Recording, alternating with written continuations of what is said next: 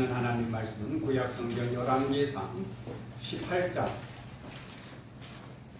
30절과 31절 말씀입니다.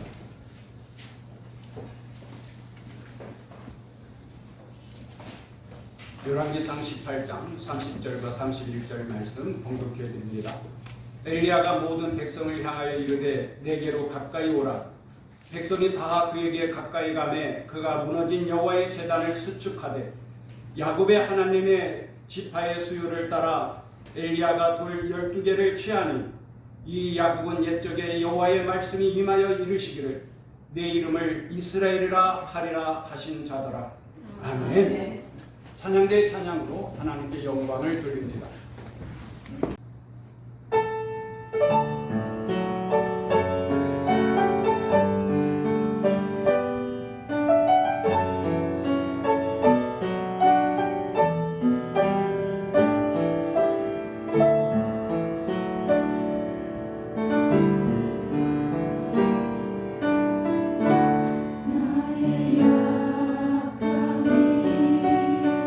주 앞에 오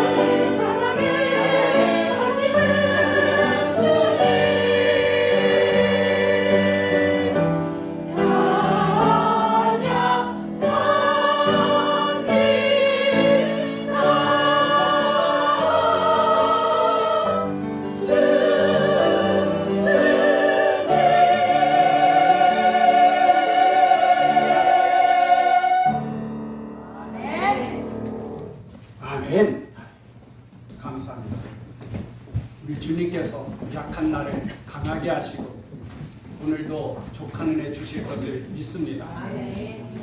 드디어 파리올림픽이 개막되었습니다. 그동안 땀 흘리면서 열심히 준비한 선수들이 국가대표로서 자신과 조국의 명예를 짊어지고 최선을 다하여 싸울 것입니다. 치열한 각축을 벌이는 경기장은 그야말로 전쟁터를 방불케 할 것입니다. 어느 철학자는 인생을 휴전이 없는 끝없는 전쟁이라고 말했습니다. 전쟁에서 승리하면 자기도 살고 가족도 살고 나라도 구원할 수 있죠. 하지만 전쟁에서 패하게 되면 자기도 위태롭고 가족도 위태롭고 온 나라가 비참하게 불행에 빠지고 말 것입니다. 그래서 세상에는 전쟁에 이기기 위한 많은 병법들이 있습니다. 그 중에 우리가 잘 아는 손자병법도 있고 36개도 있죠. 많은 사람들이 36개와 손자병법이 같은 것이라고 생각을 하는데 36개는 손자병법하고 다릅니다. 36개 중에 오늘은 제2개인 위위구조에 대하여서 말씀을 드리고자 합니다. 위위구조란 앞에 위는 포위하다 할 때 위고 뒤에 위는 위나라 할 때의 위입니다. 그러니까 위나라를 포위해서 조나라를 구한다라는 뜻입니다. 그 배경은 중국의 전국시대에 있었던 전쟁입니다. 위나라가 조나라를 침략했어요. 그런데 이 위나라가 당시에 가장 크고 강한 나라였습니다. 그러니까 오늘날로 따지면 강대국인 러시아가 우크라이나를 침략한 것과 같아요. 위나라가 조나라를 침략하게 되니까 조나라의 변방의 성들이 다 무너지게 되고 조나라의 수도인 한단도 포위되고 말았어요. 이제 조나라는 풍정등화와 같은 위기에 처하게 된 것입니다. 그러자 조나라 왕이 동맹국인 제나라 왕에게 원병을 요청을 했어요. 제나라는 곤란스럽게 됐어요. 왜냐하면 조나라에 원병을 보내게 되면 위나라가 역공할 수 있겠죠. 그러면 제나라도 큰 위기에 처하게 될 것이고 나라가 망할 수도 있는 거예요. 그렇다고 해서 조나라가 멸망하는 것을 그냥 보고만 있으면 분명히 이제 조나라가 멸망하게 될 것이고 그 다음에는 그 옆에 있는 제나라를 쳐들어올 것이 뻔합니다. 그래 이러지도 못하고 저러지도 못하는 이 제나라 왕이 고민 끝에 장군 전진과 책사인 손빈으로 하여금 군대를 이끌고 가서 조나라를 구하라고 합니다. 그래서 이 전진과 손빈이 군대를 이끌고 출병을 하게 되는데 이때에 손빈이 아주 유명한 말을 하게 됩니다. 얽힌 실을 풀 때는 무리하게 힘을 주면 더 엉키고 끊어지기가 쉽습니다. 중요한 곳을 치고 혀를 찔러 형체를 무너뜨리면 엉킨 실이 저절로 풀릴 수 있습니다. 여러분, 엉킨 실타래를 풀어본 적이 있어요? 예전에 아내가 저에게 쌀부대 속에 있는 쌀을 쌀뚝으로 옮겨달라고 부탁을 했어요. 그게 아내가 쌀부대를 푸는 것을 보니까 실을 잡아당기니까 아주 뭐 제크가 열리듯이 술술술 쫙 하고 멋있게 풀리더라고요. 그래서 저도 이 쌀부대의 끝 그 실을 힘껏 잡아당겼어요. 그랬더니 아내처럼 안 되더라고요. 실이 더 엉키는 거예요. 그래 더 힘껏 당겼어요. 그랬더니 더 엉키면서 안 풀어져요. 하다도 안 돼서 아내 보고 도와달라고 그랬어요. 그 아내가 와가지고 그 실을 풀려고 하는데 이미 너무 엉켜가지고 아내도 못 풀더라고요. 할 수 없이 가위를 갖다가 그 마무리된 실줄을 우려버렸어요. 여러분, 엉킨 실은요 힘으로 푸는 게 아니더라고요. 힘을 주면 줄수록 더 엉켜요. 전쟁도 그렇다는 것이죠. 그래서 손빈과 전진은 군대를 이끌고 한참 전쟁 중인 종나라로 가는 것이 아니라 위나라의 수도를 향해서 달립니다. 이 소식을 듣고는 위나라 왕이 다급해진 거예요. 군대를 다 종나라에 보내가지고 성을 포위하도록 했는데 지금 위나라에 있는 병력 가지고 제 나라와 싸워서 이길 수가 없는 거예요. 그래서 급하게 전령을 보내서 조나라의 포위를 멈추고 빨리 철수하라고 그렇게 전령을 보낸 거예요. 그래 방연이 이제 뭐 하루나 이틀이면 완전히 점령할 수 있는데 왕의 명령이고 자기 나라의 수도가 위험하다고 하니까 할 수 없이 포위를 풀고 이제 위나라를 향하여서 달립니다. 그때에 손빈이 중간에다가 군사들을 매복을 시켰어요. 방연이 막 정신없이 위나라를 향해서 달려갈 때에 중간 정도에서 매복되어 있던 병사들이 나타나가지고 전쟁을 하는 거예요. 방연이 맞서서 싸우면 충분히 이길 수 있는 병력이죠. 하지만 지금 어디가 급해요? 위나라 수도와 왕을 구해야 되잖아요. 그래 맞서서 싸워보지도 못하고 그냥 병력을 잃어가면서도 위나라를 향해서 달리는 거예요. 그래가지고 그 전쟁에서 위나라의 병력 3분의 1을 잃게 되고 제 나라는 쉽게 조나라까지 얻을 수 있게 된 거예요. 그게 위위 구조입니다. 여러분, 실타래는 엉켰을 때에 힘으로 푸는 게 아니에요. 우리가 인생을 살아가는 방법도 그렇다는 것이죠. 대부분의 사람들이 어떠한 엉킨 문제가 있으면, 어려운 문제가 있으면 그 문제를 풀려고 매달리면서 그 문제와 싸웁니다. 근데 그러면 그럴수록 더 복잡해지고 어려워질 수 있어요. 유명한 장수들은 병법에 능통했습니다. 우리나라에서 병법의 달인이라고 한다면 단연 이순신 장군을 말할 겁니다. 손자 병법에 능통하였던 이순신 장군은 23전 23승 불멸불패의 신화를 만들었고 나라가 위태로울 때에 나라를 구한 영웅이죠. 전쟁에서 병법이 중요해요.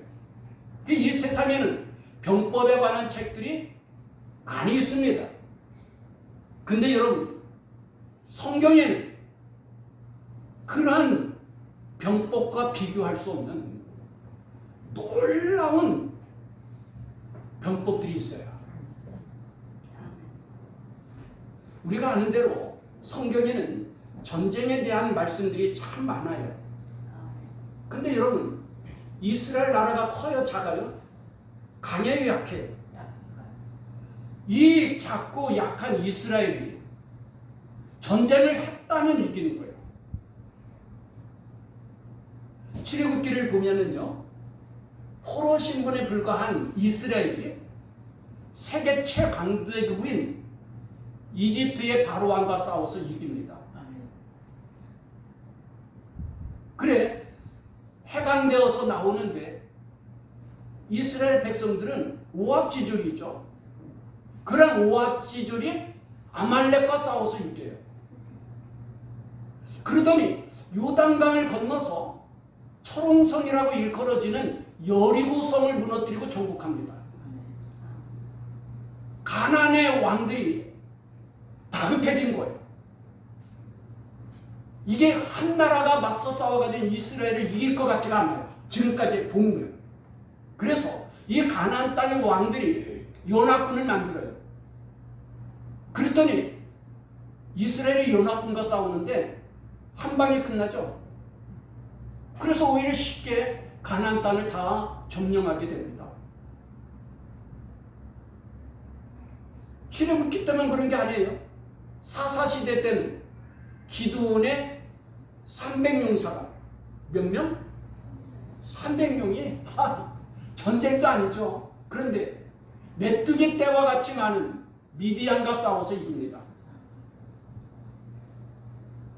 통일왕국 시대 때는 어떻던가요? 다윗이라고는 한 어린 소년이 골리앗과 싸워서 이기더니 블레셋과의 전쟁에서 크게 승리를 합니다. 이 모든 전쟁들을 보면은요, 전력에 있어서는 이스라엘이 패할 수밖에 없는 전쟁이에요. 그런데 이상하게도 이스라엘이 그 모든 전쟁에서 다 이기는 거예요. 어떻게 그럴 수가 있는가? 이스라엘은 어떻게 해서 전쟁을 하면 이렇게 자기보다도 강한 나라와 싸워서 이길 수 있는가? 성경에는요, 적과 싸워서 승리하는 병법만 가르쳐 주는 것이 아닙니다. 세상에는 뛰어난 전략으로 수많은 전쟁에서 승리를 이끈 영웅들이 많아요. 그러한 전쟁의 영웅들조차도 자기 자신을 이기지 못함으로 인하여서 비극에 빠지고 실패하는 경우가 많아요. 여러분, 알렉산더 대왕은 더 이상 정복할 땅이 없어서 슬프다고 했던 그런 대왕이에요. 그런 알렉산더 대왕이 자기의 순간 분노를 이기지 못하여서 가장 신뢰하는 친구를 죽이고 말아요. 이 얼마나 충격을 받았는지 알렉산더가 자결하고 싶어합니다. 실패한 거죠. 그러더니 33세에 풍토병에 걸려가지고 젊은 나이에 세상을 떠나고 말아요. 나폴레옹은 어떻습니까? 프랑스가 자랑하는 영웅이에요. 수많은 전쟁에서 승리했어요. 그런데 자기의 욕망을 다스리지 못하여서 결국은 세인트 헬레나 섬에 유배되어져서 비참하게 실패 인생으로 끝나게 되죠. 그러므로 잠언 16장 32절에 자기의 마음을 다스리는 자는 성을 빼앗는 용사보다 나으니라 그래요. 자기 마음을 다스리는 자는 성을 빼앗는 용사보다 낫대요. 전쟁의 영웅보다 낫다는 거죠. 적과 싸워서 이기는 것도 중요하지만 더 중요한 것은 자기 자신과의 싸움에서 이기는 것입니다. 나 자신과의 싸움에서는 어떻게 이길 수 있나요? 뿐만 아니라 특별히 하나님의 자녀들은 악한 마귀와 싸웁니다. 베드로전서 5장 8절에 근신하라 깨어라 너의 대적 마귀가 우는 사자같이 두루다니며 삼킬 자를 찾는다고 했어요. 와, 사람과 싸워서 이기는 것도 어려운데 우리는 악한 마귀와 싸워서 이겨야 된다는 거예요. 이 영적 싸움에서 이기는 것이 매우 중요하다고 성경은 가르쳐줍니다. 이 세상의 싸움보다 영적 싸움이 더 중요하다는 거예요. 우리들이 싸울 것은 육체 아니요 우리들이 싸울 것은 육체 아니요 마귀 권세 힘써 싸워 헤쳐버리고 죽을 영혼 살릴 것일세. 우리는 악한 마귀와 싸워서 승리해야 합니다.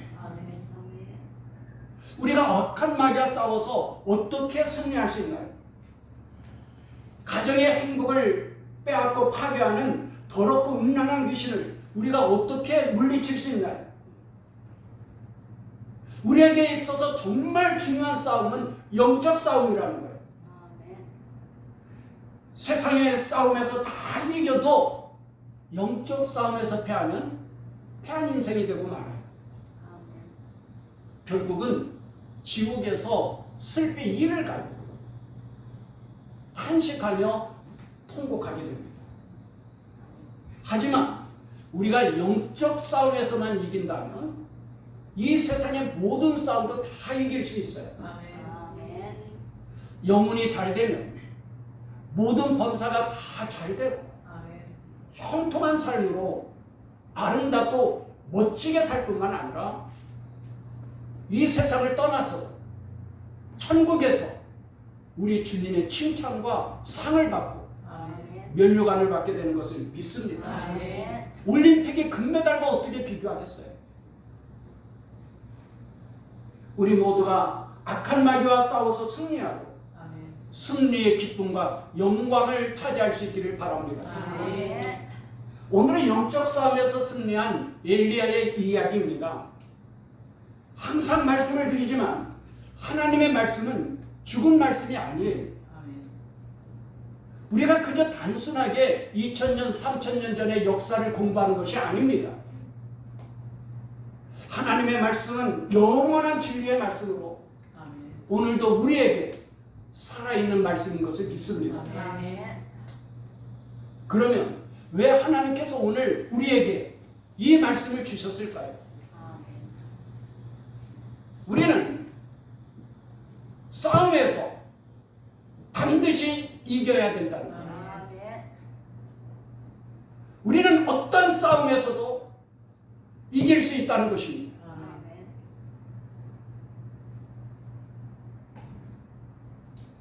하나님은 오늘 말씀을 통하여서 하나님의 자녀들이 백전백승할 수 있는 병법을 가르쳐 주셔요. 그래서 오늘 말씀의 제목은 승리를 위한 병법입니다. 한번 따라해 보십시다. 승리를 위한 병법. 승리를 위한 병법. 다시 한번 승리를 위한 병법. 승리를 위한 병법. 성경에서 우리에게 가르쳐 주시는 승리를 위한 병법이 무엇입니까? 본문 말씀의 배경은 아합 왕 때의 일입니다. 아합 왕이 이세벨이라는 여인과 결혼을 하게 됐는데 이세벨은 시돈 왕 옛 바알의 딸이에요. 그런데 이 이세벨이 아합 왕과 결혼함으로 인하여서 하나님을 섬기던 이스라엘 백성들이 하나님을 버리고 바알신을 섬기는 거예요. 하나님께서 진노하시고 이스라엘에 내리던 은혜를 거두어 가시게 되니까 3년 6개월 동안 하늘에서 비가 내리지 않고 이스라엘 모든 백성들이 고통 가운데서 괴로워하며 죽어가게 됩니다. 여러분, 결혼이 참 중요하죠. 이세벨이라는 이 여인은요, 복덩어리가 아니라 저주덩어리예요. 무슨 덩어리? 저주덩어리. 이 한 여인으로 말미암아 온 나라에 저주가 들어오고 말아요. 결혼이 중요하다니까요. 영어 속담에 이런 말이 있죠. 세계를 남자가 정복한다. 그러나 그 남자를 지배하는 것은 여자이다. 여자가 남자보다 우월한 것은 재료부터 다르기 때문이라고 그래요. 하나님께서 남자를 만드실 땐 재료가 뭐였어요? 흙으로 아담을 만들었어요. 그러나 여자의 재료는 뭡니까? 뼈. 아담의 갈비뼈로 만들었어요. 여러분, 본차이나라고 아십니까? 본이란 뜻이 영어로는 뼈라는 뜻이거든요. 아내가 시집 오면서 본차이나 접시를 선물로 받았어요. 그런데 이 본차이나가 얼마나 아름답고 단단한지요. 흙으로 만든 접시들은 싸지만 다 쉽게 깨져요. 그런데 이 본차이나는 30년이 넘게 썼는데도 지금까지도 멀쩡하고 아주 예뻐요. 여자들이 그렇게 이쁘다니까요. 아름답고. 그러면서도 강해요. 여러분, 그래 성경을 보면 현숙한 여인은 하나님께서 주신 선물이라는 거예요. 오늘 남편들이 왔으면 좀 우리 아내들 좀 자랑 좀 하고 싶은데, 하나님이 주신 선물. 근데 이세벨은 아무리 뚫어지게 보아도 현숙한 여인이 아니라 악녀 중에 악녀죠. 이 한 여인 때문에 이스라엘 나라가 큰 고통을 당하면서 온 백성이 신음하며 죽어가게 된 것입니다. 3년 6개월 동안 비가 내리지 않았다고 생각해 보세요. 기근은 말할 것도 없고요. 이미 가축들은 다 죽었고요. 왕을 비롯하여서 백성들이 마실 물조차 구할 길이 없는 거예요. 이렇게 허덕이면서 고통 가운데 죽어가고 있는 이스라엘 백성을 하나님이 더 이상 보고만 계실 수가 없어요. 뭐가 급해요? 비가 급해요. 빨리 비를 내리고 이스라엘의 하나님의 은혜와 복을 내려야 되는 거예요. 그 하나님께서 엘리야 선지자를 보내셔서 너는 아왕에게 가서 지금 아왕에게 가서 바알 선지자, 바알을 섬기는 그 바알 선지자를 다 모아서 겨루라는 거예요. 싸우라는 거예요. 그래 엘리야 선지자가 아왕에게 가서 하나님께서 명하신 대로 이 땅에 있는 모든 바알 선지자들을 모아서 어느 신이 참신인지 겨루어보자고 그래요. 그 방법은 제단을 쌓아서 하늘에서 불이 내리는 신이 참신이요, 불을 내리지 않는 신이라면 그것은 거짓 신이고 거짓 선지자입니다. 그러니 바알 선지자와 겨루게 하십시오. 그래서 바알 선지자가 몇 명이 모였냐면 450명이 모였어요. 하나님을 섬기는 선지자는 엘리야 한 사람이 450대 1이야. 먼저 바알 선지자들이 제단을 쌓고 그 위에 송아지를 잡아서 각을 떼서 올려놨어요. 그리고는 바알 선지자가 기도를 합니다. 바알 신이여 불을 내리소서 하면서 아주 멋지게 450명이 부르짖는데 어머 천둥소리보다도 더 멋있죠. 그런데 불이 내려야 안 내려요?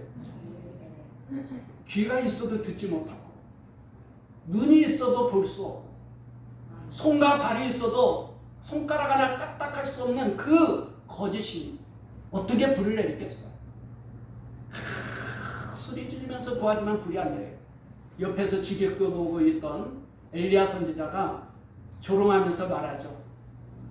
야, 너희들 신이 지금 잠자고 있는 것 같다.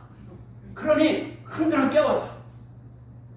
그래 이 바알 선지자들이 막 광란의 춤을 춰가면서 바알 신이여 불을 내리소서 막 춤을 춰가면서 부르짖어도 불이 내려요 안 내려요?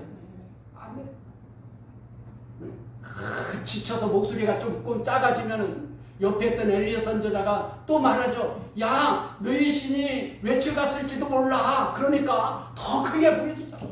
그러면 바알 선지자들이 소리를 지릅니다.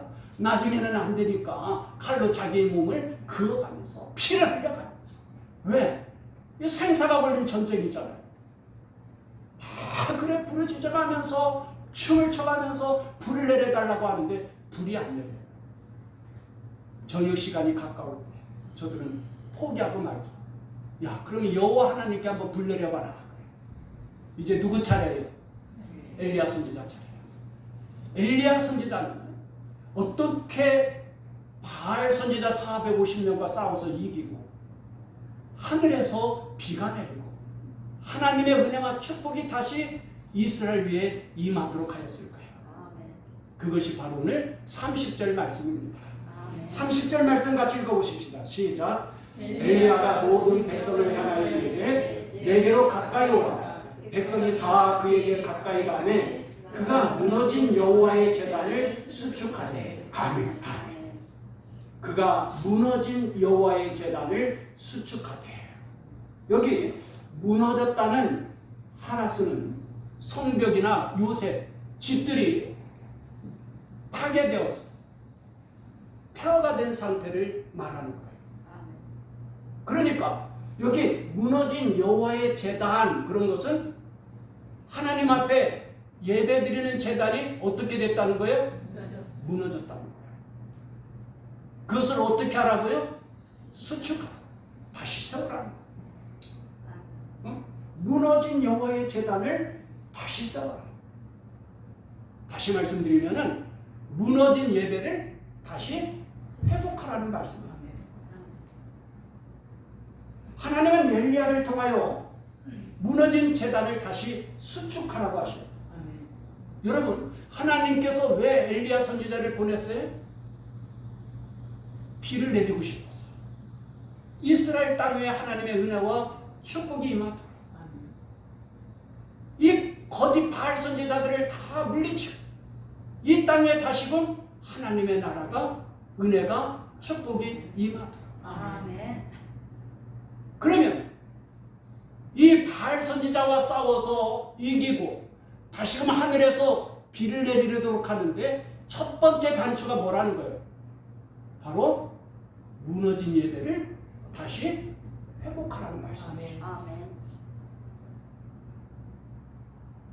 전쟁에서 이기고 하늘에서 비가 내리고 아멘. 하나님의 은혜와 축복이 임하도록 하기 위해서는 먼저 예배가 회복되도록 하라. 아멘. 성경에서 가르쳐 주시는 승리의 비결이 뭡니까? 바로 예배라는 거예요. 아멘. 전쟁은 하나님께 속한 것으로 전쟁에서 이기고 지는 것은 하나님께 속해 있다는 거예요. 천만인의 군대라도 하나님께 속한 한 사람이 이게 못 이겨요. 이길 수 없다. 여러분 보세요. 애굽의 바로 왕이 이미 때가 저물어서 늙어버린 모세, 마른 막대기 하나 들고 서 있는데 이 모세를 이겨요, 못 이겨요? 못 이겨요. 안 되는 거예요. 그러므로 하나님의 도우심을 받고 하나님의 은혜와 축복을 누리기 위해서는 가장 먼저 뭐가 회복돼야 돼요? 예배가. 아멘. 인생에 복잡하게 얽힌 실태를 풀 수 있는 중요한 매듭이 무엇이냐? 뭐예요? 예배라는 거예요. 아멘. 오늘 성경은 예배라는 거예요. 아멘. 늘 말씀을 드리지만 예배에 성공하면 모든 일에 성공하는 성공자가 됩니다. 아멘. 그러나 예배에 실패하면 지금 성공하는 것 같아도 결국은 실패로 끝나는 거예요. 실패자가 되는 거예요. 하나님의 모든 은혜와 축복은 예배를 통하여서 오기 때문에 그래요. 아멘.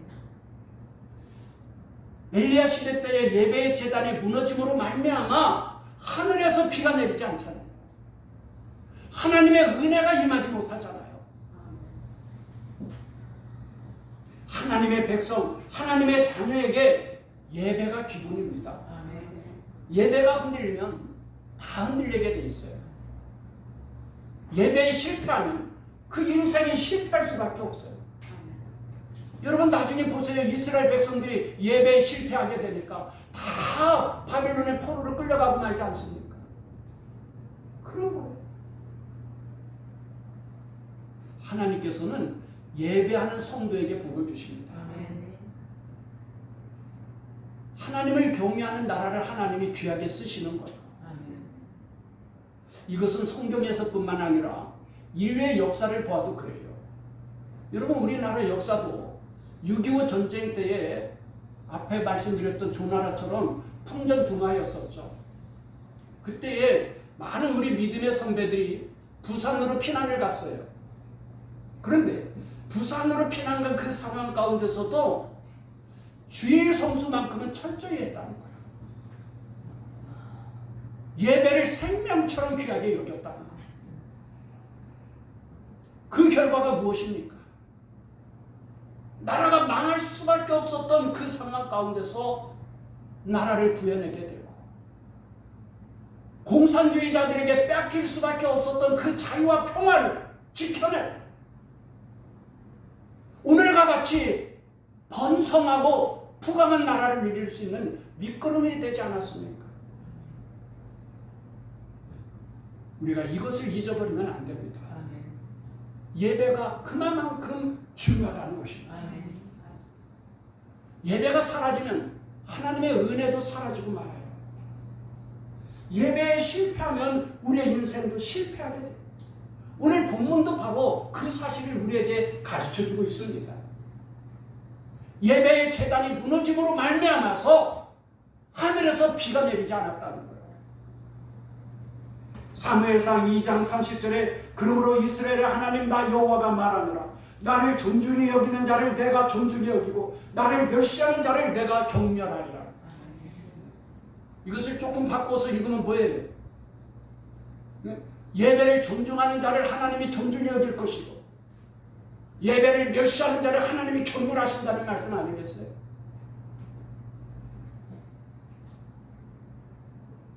하나님께서 복을 주시기 위하여서 특별하게 정한 날이 있는데 그 날이 바로 주일입니다. 아멘. 주일은 말 그대로 주님의 날이에요. 내 날이 아니에요. 아멘. 내가 아무리 바쁘고 내가 아무리 피곤하고 어려워도 이 날만큼은 누구 날입니까? 주님 날이에요. 아멘. 그래서 주일에 거룩하고 복된 날이라고 그래요. 아멘. 하나님께서 복을 주시기 위하여서 정하신 날입니다. 아멘. 노아는 홍수 심판 위에 가장 먼저 하나님 앞에 제단을 쌓았어요. 우리가 잘 아는 아브라함도 어디에 가든지 가장 먼저 하나님 앞에 제단을 쌓고 예배를 드렸습니다. 솔로몬 왕도 하나님 앞에 1,000번제를 드리고 하나님께서 주시는 복을 누릴 수 있었어. 다윗 왕도 예배를 얼마나 중요하게 여기는지 다윗 왕은 평생 소원이 하나님 앞에 예배 드리는 성전 건축하는 것 아니었습니까? 엘리야 선지자는 바알 선지자들과 싸우면서 가장 먼저 무너진 예배를 회복했다는 거예요. 아멘. 오늘 우리의 예배는 어떻습니까? 오늘 우리의 예배 제단이 무너져 있지는 않습니까? 이세벨 한 여인으로 인하여서 이스라엘 땅에 예배의 제단이 무너졌듯이 코로나19로 인하여서 교회들마다 예배의 제단이 무너져 있지는 않습니까?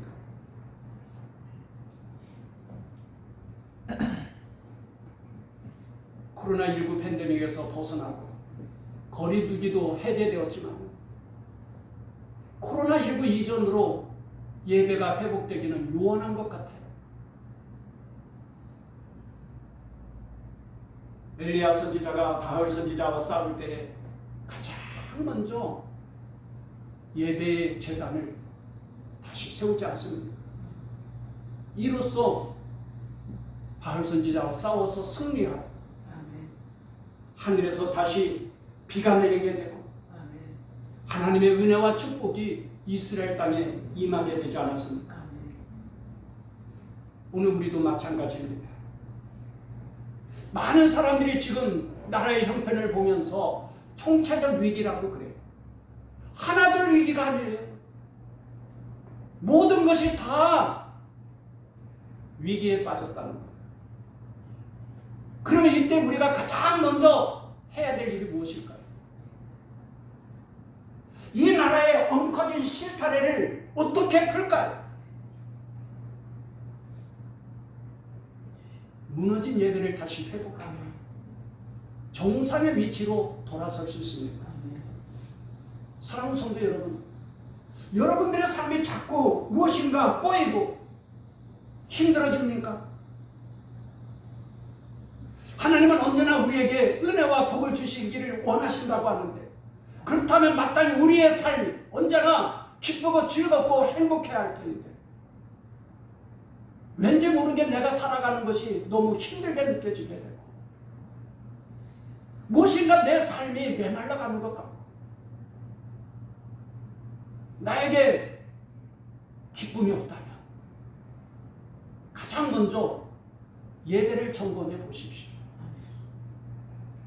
예배를 점검해 보십시오. 성도에게 가장 중요한 것은 예배입니다. 먼저 예배가 회복되도록 하십시오. 저는 지금 주일 낮 예배만 말씀드리는 게 아니에요. 주일 오후 찬양 예배도 회복해야 됩니다. 소그룹 모임도 회복되어야 합니다. 수요밤 기도와 새벽 기도도 회복돼야 돼요. 하나님께서 여러분들에게 주신 각기 다른 은혜들이 있을 거예요. 그 은혜에 맞도록 여러분들의 예배가 회복되도록 해야 합니다. 적어도 코로나 이전의 예배로 다시 세우십시오. 하나님은 영원하신 하나님입니다. 할렐루야. 엘리야 시대 때의 하나님, 오늘도 살아계신 우리의 하나님이십니다. 무너진 예배를 회복하며 하나님께서 분명히 승리하도록 이끌어 주십니다. 다시 하늘에서 비가 내릴 것입니다. 메말라버렸던 하나님의 은혜와 축복이 강물과 같이 우리들의 삶 가운데 흘러 넘치게 될 것입니다. 우리 모두가 무너진 예배를 다시 고쳐 세우고 하나님의 놀라운 은혜와 축복으로 승리하는 기쁨과 영광을 누리시기를 주님의 이름으로 축원합니다. 기도하십시오. 하나님 아버지, 오늘 말씀을 통하여서 이세벨이라고 하는 한 여인으로 인하여 하나님을 섬기던 이스라엘 백성들이 바알신을 섬기게 되고 하나님의 진노를 사게 되고 왕을 비롯한 모든 백성들이 고통 가운데서 신음하며 죽어가게 되었습니다. 이때 하나님께서 엘리야 선지자를 통하여 어떻게 전쟁에서 승리하고 어떻게 하늘에서 비가 내리고 어떻게 다시금 하나님의 은혜와 축복을 누리게 하였는지를 깨닫게 하여 주옵시고, 우리가 지금 코로나19로 인하여서 많은 부분에서 예배가 무너져 버리고 말았습니다. 이 무너진 예배를 다시 세울 수 있게 하여 주옵시고, 다시금 하늘의 은혜와 우리 아버지 하나님께서 주시는 풍성한 축복을 누리게 하여 주옵소서. 예수님의 이름으로 기도하옵나이다. 아멘.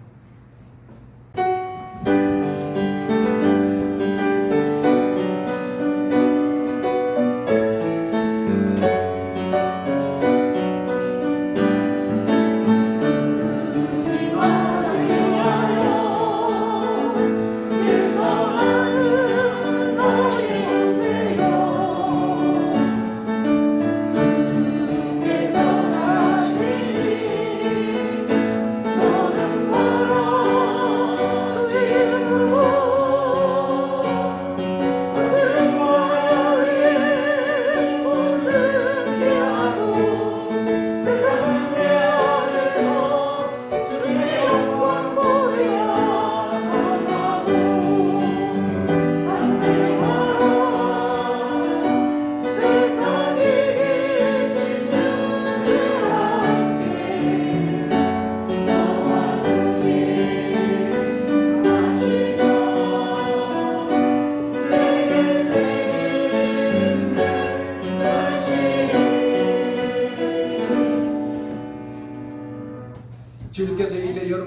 세상으로 보내십니다. 보냄받은 가정에서 또 직장에서 그리고 지역에서 그리스도의 제자로 전도하며 선교사의 삶을 사십시오. 주님께서 여러분과 항상 함께 하십니다. 여러분은 세상의 빛이요 소금입니다. 지금은 우리를 구원하신 예수 그리스도의 은혜와 하나님 아버지의 크신 사랑과 성령님의 교통하시며 충만하신 무너진 예배를 다시 회복하여서 하나님께서 주시는 승리의 기쁨과 영광을 누리기를 소망하며 세상을 향하여 나가는 주의 자녀들 가운데 영원토록 함께 하시기를 축원하옵나이다. 아멘. 아멘.